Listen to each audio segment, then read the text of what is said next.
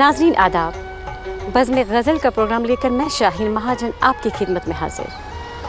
अभी तो वस्ल की बातें हमारी जानो ईमान है, मगर मालूम है हमको कि दिल अपना दुखाएंगे। नाज़रीन, महबूब से मंसूब कोई भी याद दिल को राहत, उम्मीद को चाहत, आँखों को ठंडक बख्श देती है। बात चाहे वसल की हो यार दीदार की हो, गज़ हर बात माशूक की बहुत करीब से दिल को तसल्ली देती रहती है।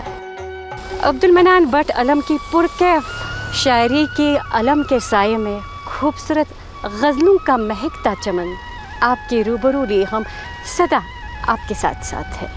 नाज़रीन, आइए सुनते हैं शाज़िया बशीर, जो कि हमारी वादी कश्मीर की मायानाज़ गुलकारा है, उनकी आवाज़ में ये गज़ल।